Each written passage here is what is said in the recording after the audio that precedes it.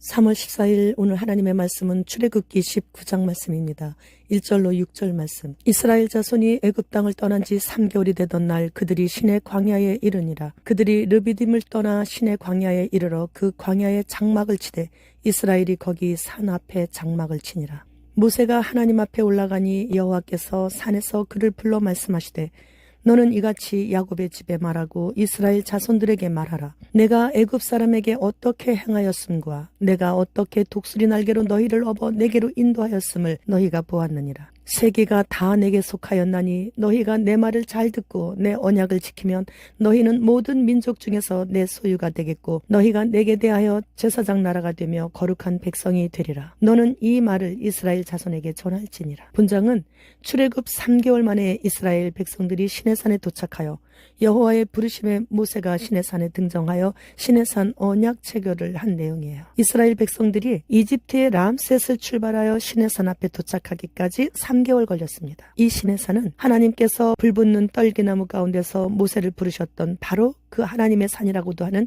호렙산입니다. 이스라엘 백성이 시내산 옆에 천막을 쳤을 때 모세는 산으로 올라갔는데 그 이유는 어떻게 하나님을 경배해야 할 것인지를 계시받기 위함이었습니다. 그리고 이곳에서 1년여간 머물다가 하나님의 명령이 떨어졌을 때 그곳을 떠났습니다. 여호와께서 모세를 부르셔서 내가 너희를 어떻게 이곳까지 업고 왔는지 너희가 보았다고 그렇게 말씀하시면서 얼마나 이스라엘을 사랑하셨는지를 나타내 보여주셨어요. 이 세상의 모든 것이 여호와께 속해 있기에 여호와의 말씀을 잘 듣고 언약을 잘 지키면 세상 모든 민족 중에서 특별히 하나님의 소유된 백성으로 선택하신다는 그런 말씀이에요. 하나님께서 독수리 날개로 업어 인도하셨다는 말씀은 그동안의 수많은 훈련을 시키시면서 여호와의 크신 사랑을 강조하신 것입니다. 때로는 둥지를 흔들어 떨어뜨리기도 하시고 그래서 새끼가 땅에 거의 떨어지려고 하면 날개로 받아서 다시 올려다 놓는 어미 독수리에 빗대어 하나님께서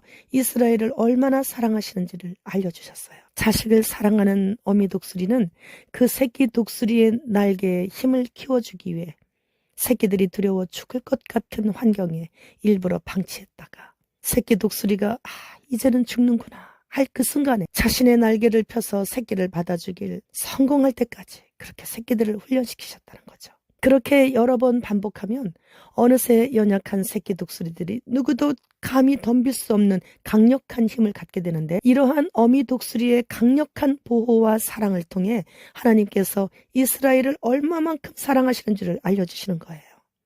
시내산으로 모세를 부르신 하나님께서는 애굽의 바로를 항복하게 하시고 이스라엘 백성들을 홍해를 건너게 해주시고 200만이 넘는 엄청난 그 백성들을 메추라기와 만나를 먹이시면서 그렇게 이끌어 오셨다라는 것을 그 모든 것을 모세에게 말씀하시면서 여호와께서 어떻게 그 강력한 애굽의 바로와 그 군대들을 이기셨고 어떻게 여기까지 데려오셨고 어떻게 보호해 주셨는지 그리고 어떻게 먹이고 어떻게 입히셨는지 그거에 대해서 들은 것을 속히 가서 백성들에게 전하라고 명령하시는 거예요. 하나님께서 얼마나 인류를 사랑하시는지를 우리는 잘 알고 있어요. 하나님의 말씀을 들어서 믿음이 생겨서 그러니까 우리도 가서 전해야 되는 거예요. 듣든지 안 듣든지 때를 만나든지 못 만나든지 무조건 전해야 되는 거예요. 이 세상을 만드신 분은 하나님이시라고. 누군지는 몰라도 저 모자를 만든 사람이 있는 것처럼 누군지는 몰라도 저 떡을 만든 사람이 있는 것처럼 나를 만드신 분이 하나님이시라고 성경에 알려주셨다고 가서 전해야 되는 거예요. 여호와의 말씀을 백성들이 잘 듣고 순종하여 말씀대로 잘 지키면 하나님의 소유물이 되게 해주시는 거예요. 하나님의 소유물이 되면 그 어떤 것도 나를 건들지 못합니다. 나를 해롭게 하지 못해요. 누가 감히 하나님의 소유물을 건들 수 있겠어요. 그러니까 사탄이 아무리 강하다고 해도 연약한 육을 가진 하나님의 백성인 나를 건들지 못해요. 사탄이 내가 무서워서 못 건드는 것이 아니죠. 졸지도 주무시지도 않으시면서 불꽃 같은 눈동자로 지켜 보호해 주시는 하나님을 두려워해서 못 건드는 거예요. 꼬마 아이가 태권도 사범인 삼촌과 산책을 할 때 평소에 무서워했던 동네 형들을 아주 우습게 여기며 어깨 펴고 당당히 걸어갈 수 있는 것은 그 꼬마 옆에 삼촌이 있기 때문이에요. 그러나 그 삼촌이 아무리 조카를 사랑해도 여러 가지 사정으로 항상 같이 하지 못하죠.